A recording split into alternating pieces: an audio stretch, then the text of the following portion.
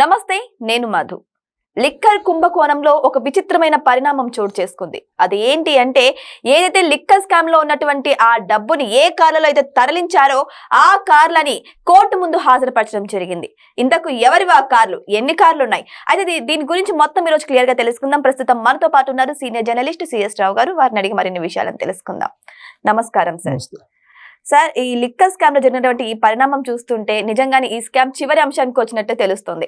అయితే అందులో ఎక్కడైతే డబ్బులు తరలించారో, ఏ కార్లు అయితే డబ్బులు తరలించారో ఆ కార్లని కోర్టు ముందు హాజరుపరిచినట్టు తెలుస్తోంది. ఎవరివి సార్ ఆ కార్లు?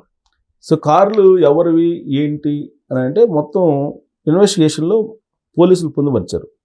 అయితే 2 BMW కార్లు, ఒక హోండా కారు, మొత్తం 3 కార్లని కోర్టులో ప్రవేశపెట్టారు.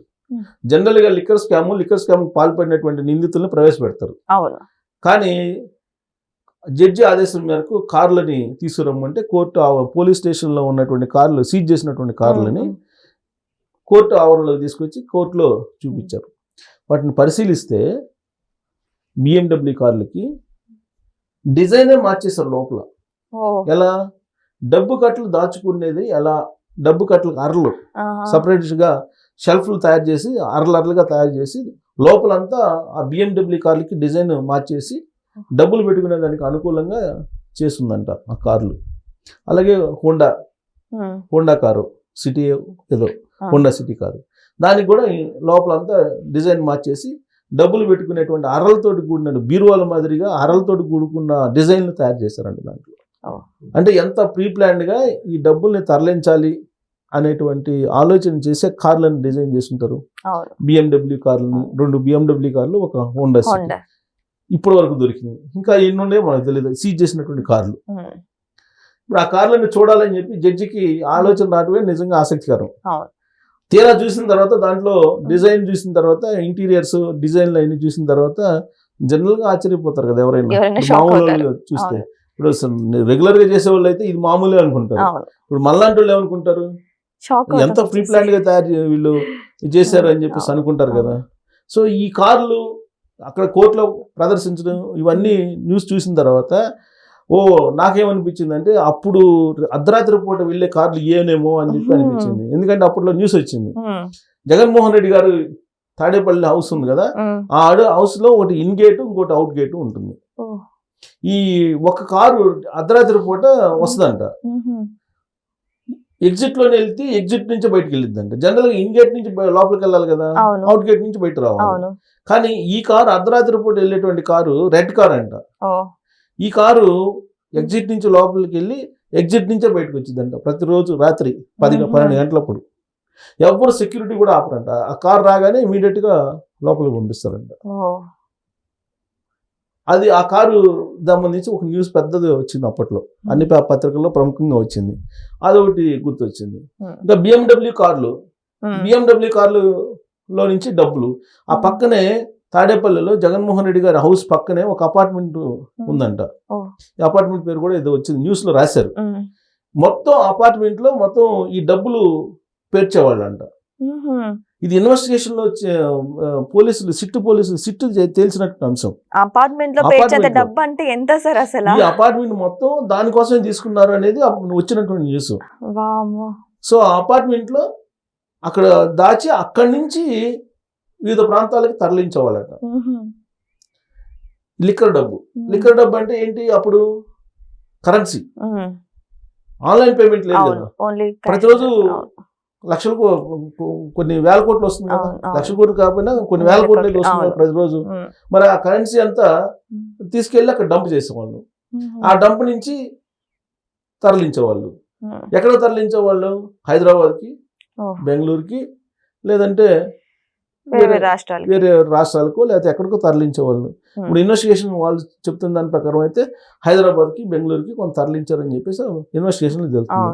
ఎలా తరలించేవాళ్ళు అంటే, కొంతేమో BMW కార్లో, మరి కొంతేమో లారీల్లో సపరేట్ గా క్యాబిన్ లో కింద ఒక పెద్ద షెల్ఫ్ లాగా తయారు చేసేవాళ్ళంట. దాంట్లో వేసి లారీల్లో పంపించేవాళ్ళంట.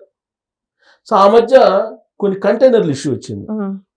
ఇది ఎలక్షన్ ముందు కంటైనర్లో డబ్బు వెళ్తుందని చెప్పేసి వచ్చింది. అప్పుడు అది ఇడుపులపాయ మీదుగా చెన్నై రోడ్లో వెళ్తుంది హైవేలో అని చెప్పి అప్పుడు న్యూస్ వచ్చింది. ప్రధాన ఛానల్లో కూడా వేస్తారు అప్పుడు బ్రేకింగ్, కొద్దిసేపు వేసిన తర్వాత తీసేశారు, మరి ఎందుకు తీసేసారో తెలియదు.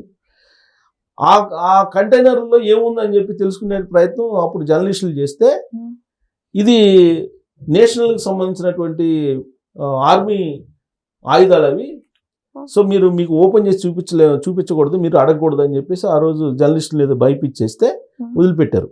ఆ కంటైనర్లు వెళ్ళిపోయినాయి, చెన్నై వైపు వెళ్ళిపోయినాయి అని చెప్పి అప్పట్లో వచ్చిన న్యూస్. ఇది ఆర్మీకి సంబంధించినట్టు ఆయుధాలు ఉన్నాయి అని చెప్పి చెప్తే ఇంకా ఎవరేం చేస్తారు, ఎవరు చేసేది అన్నారు కదా. ఆర్మీ ఆయుధాలు ఆంధ్ర నుంచి ఎలా వెళ్తాయి సార్ ఆయన అసలు? వెళ్ళిపోయినాయి, ఆ మీడియాకి కూడా దొరకకుండా వెళ్ళిపోయినాయి. మీడియా వాళ్ళు కొద్దిసేపు ఏదో మాట్లాడారు, తర్వాత వెళ్ళిపోయినాయి. ఆ బ్రేకింగ్ ఇచ్చినటువంటి ఛానల్ కూడా బ్రేకింగ్ కూడా ఆపేసింది. అది అయిపోయిన తర్వాత కొన్ని రోజులకి మరొక కంటైనర్లు దొరికినాయి మీడియాకి. ఇది పోలీస్ బోర్డు పెట్టుకొని, లారీలు ముందు పోలీస్ బోర్డు పెట్టుకొని కంటైనర్లు వెళ్తున్నాయి. కంటైనర్లు వెళ్తుంటే ఈ కంటైనర్లు ఎక్కడికి వెళ్తున్నాయి అని చెప్పి మీడియా వాళ్ళు అడిగితే వాళ్ళు ఏం చెప్పారు, ఇది ఆర్బీఐకి సంబంధించినటువంటి అమౌంట్, సో ఆర్బీఐ బ్యాంకులకు తరలిస్తున్నటువంటి అమౌంట్, కాబట్టి ఇదేమి దొంగ డబ్బు కాదు అని చెప్పారు మీడియాకి. మీడియాకి చెప్తే మీడియా వాళ్ళు అప్పుడు విశ్లేషించారు, నాలాంటి వాళ్ళు కూడా. ఏం విశ్లేషించారు, సరే ఆర్బీఐ డబ్బు అయితే మీరు పోలీస్ బోర్డు ఎందుకు పెట్టుకోబోతున్నారు, ముందు బోర్డు ఎందుకు పెట్టుకోవాలి, అవసరం ఉంది. ఇప్పుడు ఆర్బీఐ కంటే రెగ్యులర్గా జరిగేటువంటి ప్రక్రియ కదా ఆర్బీఐ డబ్బు తరలించడం అనేది, మామూలుగా జరుగుతుంది. దానికి వాళ్ళకి సంబంధించిన సెక్యూరిటీ వస్తారు, వాళ్ళు తరలిస్తారు. మరి పోలీస్ బోర్డు ఎందుకు పెట్టుకోవాలి, ఆర్బీఐ పెట్టుకోవచ్చు కదా, పోలీస్ బోర్డు ఎందుకు పెట్టుకున్నారు, ఇలాంటివన్నీ వచ్చినాయి. సరే ఈ లోప కరెన్సీ ఆర్బీఐ అని చెప్పేసి అవి వెళ్ళిపోయాయి. ఈ ఎలక్షన్ ముందు జరిగినటువంటివి. మరి ఇప్పుడు ఈ కార్ల వ్యవహారం బయటకు వచ్చింది. మరి ఈ కార్లు ఎక్కడెక్కడ జరిగినాయి, ఈ కార్లకు సంబంధించినటువంటి డబ్బు ఎక్కడెక్కడికి వెళ్ళింది, ఇవన్నీ ఇన్వెస్టిగేషన్లో తేలాలి. ఇప్పటి వరకు దాదాపు 3,500 కోట్లు ఏమో కుంభకోణం జరిగిందని చెప్పేసి తేలింది. ఇంకా ఫర్దర్గా ఇన్వెస్టిగేషన్ చేయాలి. లిక్కర్ స్కామ్కి సంబంధించి ఇంకా ఎంత జరిగింది అనేది తేల్చాలి అని చెప్పి ఇప్పుడు సిట్ చెప్తుంది. ఇప్పటికే సిట్ దాదాపు 2 షార్ట్ షీట్లు కూడా వేసింది, కొన్ని 100 మందిని విచారించింది, 10ల సంఖ్యలో ఉన్నటువంటి వాళ్ళని నిందితుల్ని అరెస్ట్ చేసింది. కొంతమంది బెయిల్ మీద వచ్చారు, ఇంకొంతమంది ఇంకా జైల్లో ఉన్నారు. చెవిరెడ్డి భాస్కర్ రెడ్డి గారు జైల్లో ఉన్నారు, తర్వాత రాజ్ కసిరెడ్డి ఆయన జైల్లో ఉన్నారు. బయటకు వచ్చినటువంటి వాళ్ళు ఎవరు, ధనంజయ రెడ్డి బయటకు వచ్చాడు, బాలాజీ గోవిందప్ప బయటకు వచ్చాడు, కృష్ణమోహన్ రెడ్డి బయటకు వచ్చాడు, వీళ్ళతో పాటు ఇంకో 2-3 బయటకు వచ్చారు, ఇంకా కొంతమంది లోపల ఉన్నారు. ఇప్పుడు లిక్కర్ స్కామ్కి సంబంధించినటువంటి మొత్తం కుంభకోణం ఇంకా బయట రాలేదు, ఇన్వెస్టిగేషన్ జరుగుతోంది. మరి ఇన్వెస్టిగేషన్ అసలు ఈ డబ్బులు మొత్తం అసలు ఎవరి సమక్షంలో ఈ పాలసీని మార్చారు, ఈ కమిషన్లు ఎవరి దగ్గరికి వెళ్ళి అనే దాని మీద విజయసాయి రెడ్డి గారు నిన్నగా మొన్న హాజరయ్యారు. ఆయనేమో జగన్మోహన్ రెడ్డి గారి ప్రమేయం లేదు అని చెప్పి ఆయన చెబుతున్నారు. జగన్మోహన్ రెడ్డి గారికి తెలిసి ఉండకపోవచ్చు, తెలియకుండానే ఇదంతా జరిగి ఉండొచ్చు అని చెప్పి ఆయన చెప్తున్నారు. మిథున్ రెడ్డి గారు ఏం చెప్తున్నారు, 5 కోట్ల రూపాయలు నా అకౌంట్లో పడి నేను తిరిగి ఇచ్చేసాను ఆయన చెప్తున్నాడు. సరే ఆయనకి ఏదో 2-3 ప్రశ్నలు వేస్తే ఆయన సమాధానం చెప్పలేదు. మీరు మీటింగ్ ఎందుకు హాజరయ్యారంటే మా పార్టీ కాబట్టి మేము హాజరయ్యామని చెప్పి ఏదో ఒక దానికి సమాధానం చెప్పి మిగతా దానికి సమాధానం చెప్పకుండా దాటి వేసుకుంటూ వెళ్ళిపోయారు. సో ఇప్పుడు మీ లిక్కర్ స్కామ్కి సంబంధించి లేదా ఈ కార్లు, ఈ వ్యవహారం, ఈ సెటప్ ఇవంతా ఎలా డిజైన్ చేశారు, ఎవరు ఆధ్వర్యంలో జరిగింది, ఇదంతా బయట రావాలి. బయటకు వస్తుందా అంటే బయటకు వచ్చే పరిస్థితి లేదు. ఎందుకు లేదంటే రాజకీయపరమైన ప్రమేయం ఉంది కాబట్టి ఈ కేసులు తేలవు అని చెప్పి రాధాకృష్ణ గారు ఇవాళ రాసినటువంటి వీకెండ్లో ఆ పాయింట్ కూడా మెన్షన్ చేశారు ఒక చోట. సో ఇన్ని సంవత్సరాల పాటు కేసులు తేలలేదంటే దాని వెనక రాజకీయం ఉంది అని చెప్పి అందరికీ అర్థమవుతుంది. ఒకవేళ రాజకీయ ప్రమేయం లేకపోతే కనుక ఎప్పుడో ఈ కేసులు తేలిపోయింది. ఇన్ని ఆధారాలు ఉన్నాయి కదా, మనీ లాండరింగ్ జరిగింది ఆధారాలు ఉన్నాయి, హవాలా బిజినెస్ జరిగింది ఆధారాలు ఉన్నాయి, లిక్కర్ లో పాలసీ మార్చి అవినీతికి పాల్పడ్డారు ఆధారాలు ఉన్నాయి, డిస్టిలరీస్ నుంచి డబ్బు అకౌంట్ లో పడింది ఆధారాలు ఉన్నాయి. మరి ఇన్ని ఆధారాలు ఉన్నప్పుడు ఎందుకు మేము అరెస్ట్ చేసి శిక్షించరు లేదా రికవరీ చేయరు అంటే రాజకీయ ప్రమేయం ఉంది. ఇది కొంతమంది ఢిల్లీ మహానుభావులు తెలుగు రాష్ట్రాలకు చేస్తున్నటువంటి అత్యంత అధర్మమైనటువంటి పనిగా చెప్పుకోవడం తప్పితే దీనివల్ల ఒరిగేది లేదు. శాటిలైట్లు అరిగిపోతున్నాయి, యూట్యూబ్ పగిలిపోతుంది తప్పితే పరిష్కారం అయితే లభించలేదు. సో ఏదేమైనా సరే లిక్కర్ స్కామ్ మాత్రం ఈ రోజు కొలిక్కొస్తుంది, రేపు కొలిక్కొస్తుంది అని చెప్పేసి అందరూ వెయిట్ చేసి చూస్తున్నారు తప్ప అది మాత్రం చివరికి రావడం లేదు. సో ఇక్కడ కార్లను కూడా కోర్టులో ప్రవేశపెట్టడం అయితే జరిగింది. మరి దీని ద్వారా అయినా కొంచెమన్నా ముందుకు కదులుతుందా ఈ లిక్కర్ స్కామ్ అనేది, ఎవరైతే నిందితులు ఉన్నారో వారికి శిక్ష పడుతుందా లేదా అనేది మనంతా వెయిట్ చేసి చూడాల్సిందే. Thank you so much. Thank you.